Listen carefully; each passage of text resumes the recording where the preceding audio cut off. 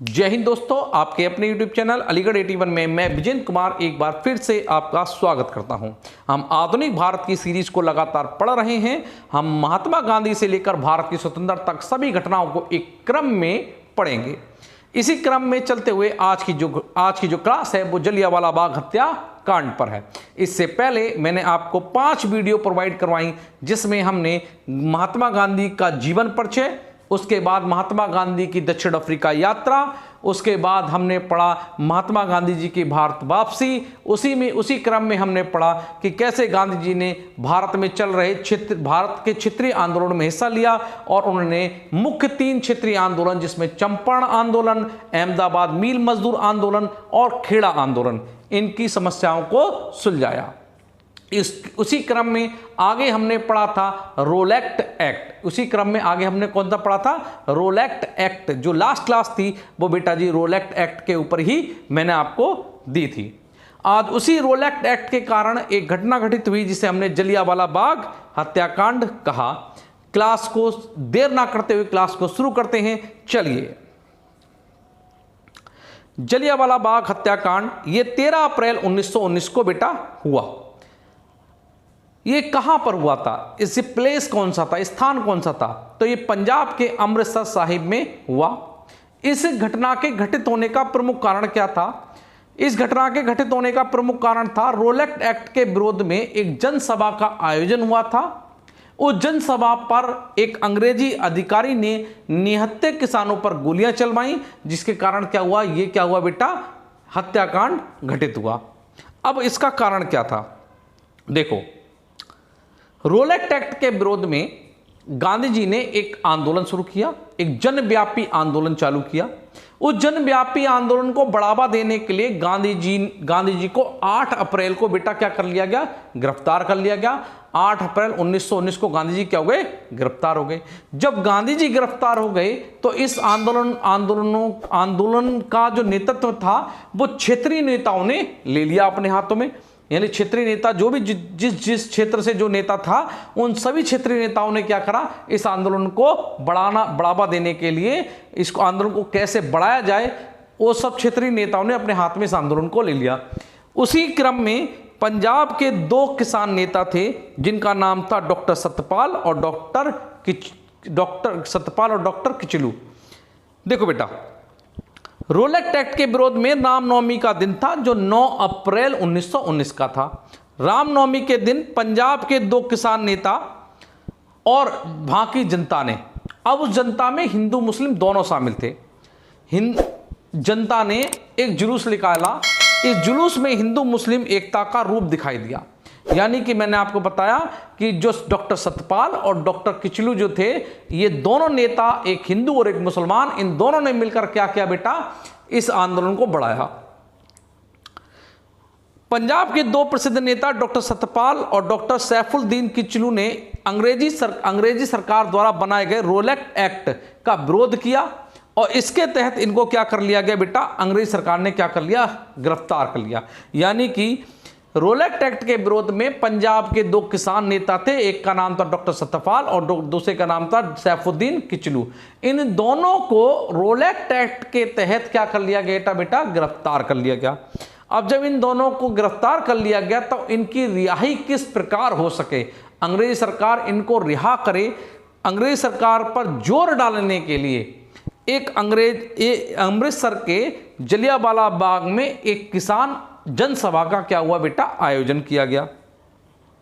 अब समझना, जिस समय यह घटना घटित हुई थी, यानी 1919 में जिस समय घटना घटित हुई थी, उस समय पंजाब का लेफ्टिनेंट गवर्नर कौन था? उस समय पंजाब का लेफ्टिनेंट गवर्नर था माइकल ओ डायर। यह प्रशासनिक अधिकारी था। माइकल ओ डायर एक ही प्रशासनिक अधिकारी था, यानी लेफ्टिनेंट गवर्नर था। उसने 11 अप्रैल को ही पंजाब में क्या लगा दिया? मार्शल लॉ लगा दिया। मार्शल का मतलब हो गया कर्फ्यू लगा दिया, क्योंकि वो समझ चुका था कि डॉक्टर सैफुद्दीन किचलू और सतपाल को छुड़ाने के लिए जो पंजाब के क्या हैं, जो किसान हैं, ये जनता है, वो क्या नहीं, वो कुछ ना कुछ आंदोलन या कुछ ना कुछ धरना प्रदर्शन करेगी। तो उसने क्या करा? 9 तारीख को उनकी गिरफ्तारी हुई उसने क्या कर दिया, 11 तारीख को ही पंजाब में क्या लगा दिया, एक क्या लगा दिया बेटा, कर्फ्यू लगा दिया, मार्शल लॉ लागू कर दिया उसने। और उसने ये लागू करने के दौरान ने कहा कि किसी भी प्रकार की कोई जनसभा और जुलूस अब नहीं निकाला जाएगा। यानी अंग्रेजों ने पहले ही 11 तारीख को पंजाब में क्या लगा दिया, पूर्ण रूप से कर्फ्यू कर दिया। पूरा पंजाब क्या कर दिया बेटा, बंद कर दिया।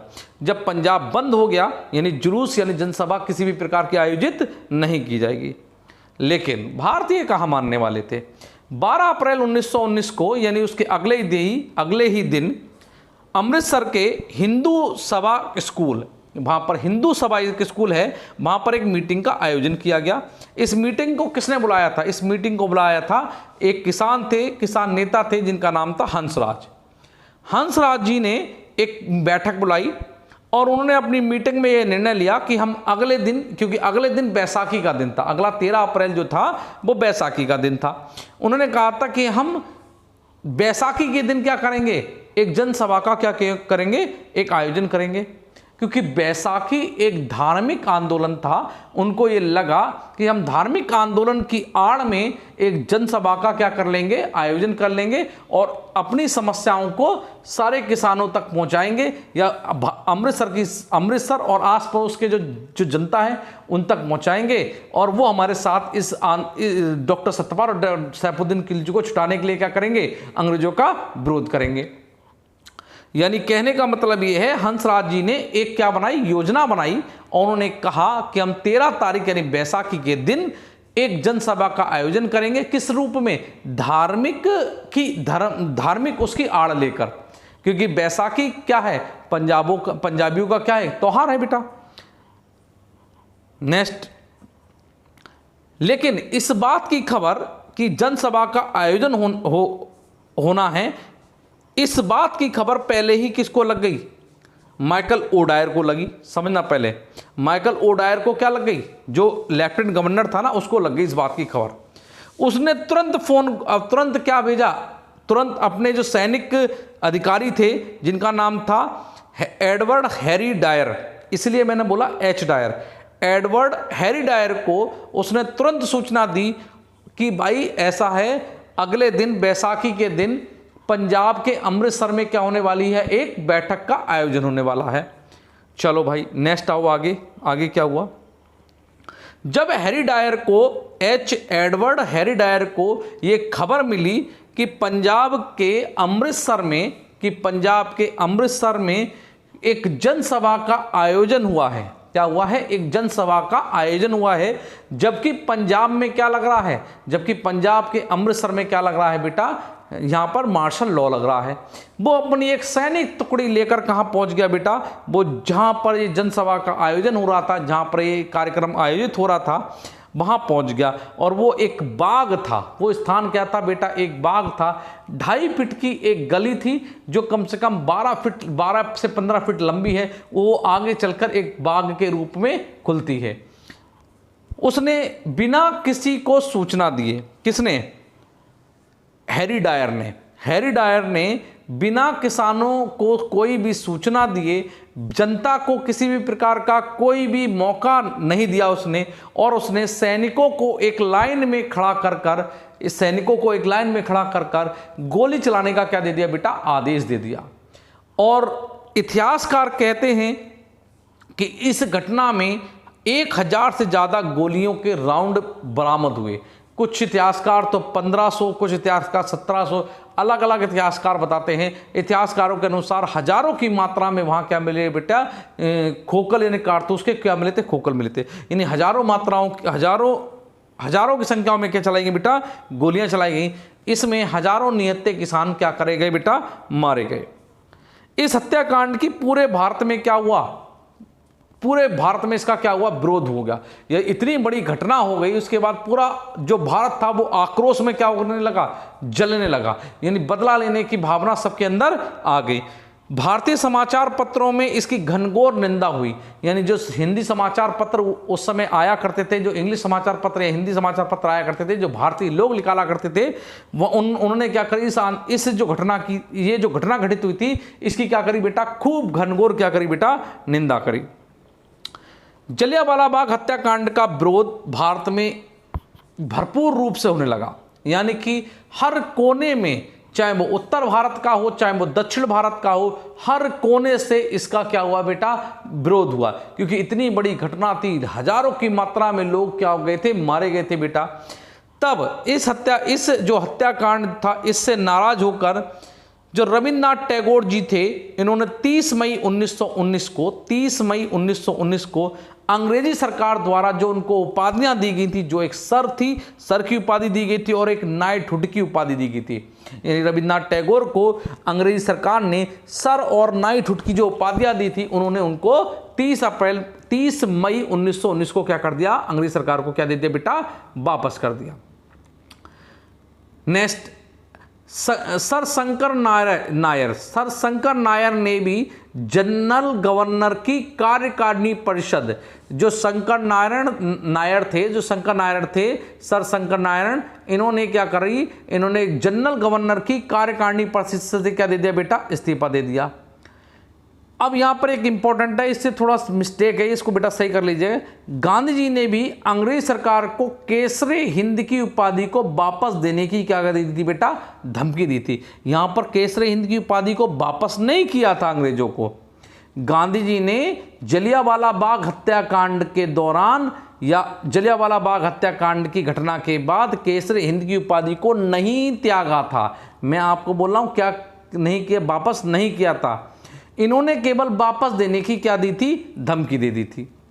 नेक्स्ट, मोहम्मद अली जिन्ना, मदन मोहन मालवीय जी और मेहरुल हक, इन 3 लोगों ने केंद्रीय विधायिका से क्या दे दिया बेटा, इस्तीफा दे दिया। यानी कि इस घटना के बाद मोहम्मद अली जिन्ना, मदन मोहन मालवीय और मेहरुल हक जो थे, इन तीनों ने केंद्रीय विधायिका से क्या दे दिया था बेटा, इस्तीफा दे दिया था। नेक्स्ट आइए, नोट, जब ये घटना घटित हुई तो भारत के जो नेता थे या कांग्रेस जो एक बहुत बड़ी पार्टी थी, इसके साथ अन्य क्षेत्रीय पार्टी, जो छोटी मोटी जो अन्य क्षेत्रीय पार्टी थी, इन्होंने क्या करा, अंग्रेजी सरकार पर क्या डाला बेटा, दबाव डाला। अंग्रेजी सरकार पर क्या पड़ा, इनका दबाव पड़ने लगा। और अंग्रेजी सरकार जब दबाव में आ गई, तब इन्होंने एक जांच समिति का क्या किया बेटा, गठन किया। उस जांच समिति को बोला जाता है हंटर आयोग समिति। क्या कहा जाता है, हंटर आयोग समिति। 1 अक्टूबर 1919 को यह समिति क्या हुई बेटा, गठित हुई। 1 अक्टूबर 1919 को यह समिति गठित हुई। ये 8 सदस्य समिति थी। इसका अध्यक्ष बनाया गया था लॉर्ड हंटर को। किसको बनाया गया, लॉर्ड हंटर को बनाया गया। जो 8 सदस्य थे उसमें लॉर्ड हंटर क्या थे, इसके अध्यक्ष थे। कभी भी अंग्रेजों का नाम नहीं पूछा जाता छोटे मोटे एग्जामों के अंदर, चाहे आप यूपी कांस्टेबल दो या यूपीएसआई या एसएससी सीजीएल सीपीओ सीडीएस या आपके समय क्षेत्र, कभी बड़े बड़े एग्जामों में जो लिखने के लिए एग्जाम आते हैं बेटा, उसमें कभी कभी पूछ लेता है। अगर आपको याद रखना है तो केवल आपको 3 भारतीयों का याद रखना है। जो हंटर आयोग समिति थी इसमें 3 भारतीय थे। एक का नाम था चिमनलाल सीतलवाड़ा, दूसरा थे साहबजादा सुल्तान अहमद और तीसरे थे जगत नारायण। यानी कि चिमनलाल सीतलवाड़ा, शहजादा सुल्तान अहमद और जगत नारायण, ये 3 भारतीय, इन्हें हंटर समिति में क्या किया गया था बेटा, सम्मिलित किया गया था। लेकिन ये तीनों चाटुकार थे अंग्रेजों के। ये तीनों पूर्ण रूप से एक तरीके से चाटुकार थे अंग्रेजों के, क्योंकि जब रिपोर्ट आई मार्च 1920 में, जो हंटर समिति थी इन्होंने मार्च 1920 को क्या अपनी सौंपी, रिपोर्ट सौंपी। इन्होंने अपनी रिपोर्ट में कहा कि पंजाब का जो लेफ्टिनेंट गवर्नर है माइकल ओ डायर, उसका कोई भी दोष नहीं है। उन्होंने बताया कि इसमें जो आपका क्या है, माइकल ओ डायर है, जो लेफ्टिनेंट गवर्नर था पंजाब का, उसका कोई भी दोष नहीं था। जो सैनिक अधिकारी है, सैनिक अधिकारी हैरी डायर, उसे दोषी तो माना, उसे दोषी माना, लेकिन उनके अनुसार उन्होंने कहा कि भीड़ क्या हुई थी बेटा, जो रिपोर्ट आई उसमें यह भी कहा गया था जो भीड़ थी वो उग्र हो गई थी। उग्रता के कारण उग्रता को शांत करने के लिए ही क्या करा था, हैरी डायर ने क्या चलाई थी, गोलियां चलवाई थी। जबकि ऐसा नहीं था, उसने निहत्थे किसानों पर बिना किसी सूचना को दिए ही क्या चलवा दी थी बेटा, गोलियां चलवा दी थी। अच्छा, इस हैरी डायर को दोषी माना और दोषी मानने के बाद इसे पद से क्या कर दिया, निष्कासित कर दिया गया, केवल इसे पद से हटाया गया। जबकि भारत में इसकी फांसी की मांग कर रहे थे जो भारतीय जो जनता थी और भारत के जो बड़े बड़े नेता थे, वो किसकी, वो हैरी डायर के लिए फांसी की मांग कर रहे थे। कर्नल हैरी डायर को बचाने के लिए जो उसकी संसद है, ब्रिटेन की संसद हाउस ऑफ कॉमन, इसमें एक लॉ पास हो गया, उसे क्या कर लिया गया, उसे बेटा इंग्लैंड बुला लिया गया, इंग्लैंड वापस बुला लिया गया। वो क्या हुआ, इंग्लैंड चला गया।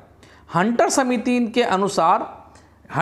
के अनुसार इस हत्याकांड में, इस हंटर समिति के अनुसार इस हत्याकांड में 379 लोगों की ही क्या हुई है, हत्या हुई है।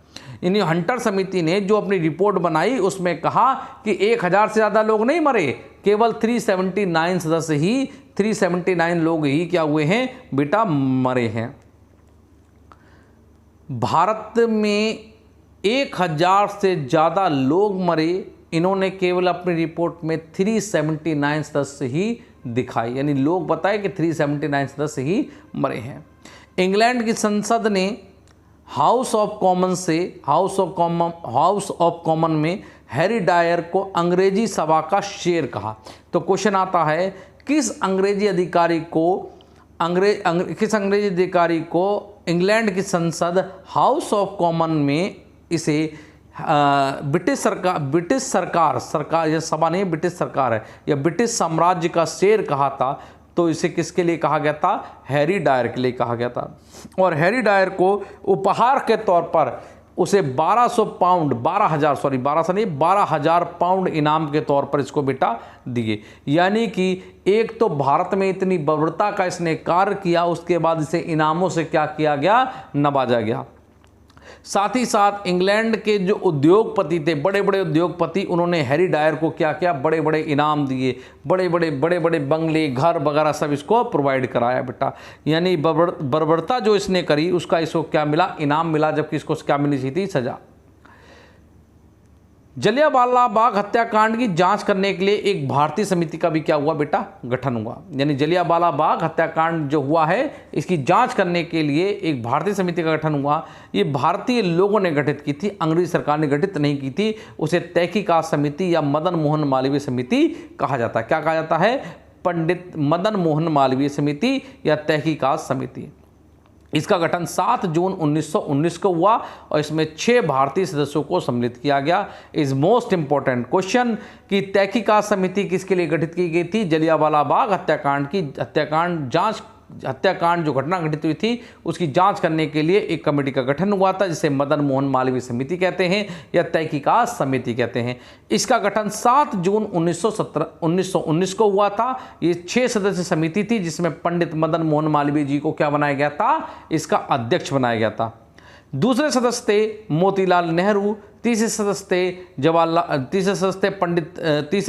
थे गांधी जी, चौथे सदस्य थे चित्तरंजन दास और 5वें सदस्य थे अब्बास तैयब जी और पुलिकर जयकर। यानी कि कुल 6 सदस्य इस समिति में सम्मिलित हुए। इस समिति ने अपनी रिपोर्ट पेश की और इस रिपोर्ट में कहा कि रियलिटी में वो जलियांवाला बाग हत्याकांड में 1000 से ज़्यादा भारतीयों की क्या हुई है, मृत्यु हुई है। इन्होंने रिपोर्ट के आधार पर अंग्रेजी सरकार से ये मांग करी कि जो हैरी डायर है उसे क्या दी जाए, फांसी की सजा दी जाए। उसने निहत्थे किसानों पर क्या चलाई हैं, गोलियां चलाई हैं। भारत की जनता उस समय उग्र नहीं हुई थी। यानी कुल मिलाकर इनकी जो रिपोर्ट आई, उस रिपोर्ट का कुछ भी फर्क अंग्रेजी सरकार पर नहीं पड़ा। ये तहकीकात समिति ने अपनी केवल रिपोर्ट सौंपी, उस रिपोर्ट का कोई भी निर्णयात्मक निर्णय नहीं निकला। अब इसी घटना से संबंधित एक व्यक्ति थे जिनका नाम था ऊधम सिंह। ऊधम सिंह उस समय जलियांवाला बाग में ही मौजूद थे। जलियांवाला बाग की घटना में ही ऊधम सिंह को पैरों में गोलियां लगी थी, जिसके कारण उनके पैरों को काटना पड़ा था। देखो बेटा, ऊधम सिंह जलियांवाला बाग हत्याकांड के साक्षात गवाह थे। यानी कि उस समय जब जलियांवाला बाग हत्याकांड हुआ, ये घटना घटित हुई थी, उस समय जलियांवाला बाग में मौजूद थे। इन्होंने ये प्रण लिया था कि वो माइकल ओ डायर और हैरी डायर दोनों की क्या करेंगे, हत्या करेंगे। यानी कि इन्होंने प्रण ले लिया था कि वो माइकल एच डायर और ओ डायर दोनों की क्या करेंगे बेटा, हत्या करेंगे। इसी के चलते ऊधम सिंह 1933 में बेटा लंदन पहुंच गए थे। 1933 में क्या हुए थे, लंदन, और वो 7 सालों तक लगातार माइकल ओ डायर और माइकल हैरी डायर का क्या कर रहे थे बेटा, पीछा कर रहे थे, क्योंकि गवर्नर, लेफ्टिनेंट गवर्नर पद से भी क्या हो गया था, ओ डायर रिटायर हो गया था और वो अपने इंग्लैंड चला गया था। तो माइकल जो आपके ऊधम सिंह थे वो 1933 से ही लगातार 1933 से क्या कर रहे थे बेटा, माइकल ओ डायर और हैरी डायर का क्या कर रहे थे बेटा, पीछा कर रहे थे। एक दिन एक पार्टी से माइकल ओ डायर क्या हो रहा था बेटा, वापस हो रहा था। तब माइकल ओ डायर वापस हो रहा था, तब ऊधम सिंह को समय अच्छा लगा। ऊधम सिंह को क्या हुआ बेटा, एक मौका मिल गया और उस मौके का उन्होंने पूरा फायदा उठाया। 13 मार्च 1940 को माइकल ओ डायर की ऊधम सिंह ने 4 गोलियां मारकर क्या बेटा, क्या कर दी, हत्या कर दी। लेकिन ऊधम सिंह को पता था कि वो भाग नहीं सकते, इसलिए उन्होंने क्या कर दिया बेटा, आत्मसमर्पण कर दिया। और 31 जुलाई 1940 को ऊधम सिंह को लंदन की पेंटे वैली नामक जेल में क्या दे दी गई बेटा, क्या दे दी, फांसी की सजा दे दी गई। तो ऊधम सिंह को कहाँ फांसी हुई थी, लंदन में फांसी हुई थी, पेंट वैली नामक एक जेल में।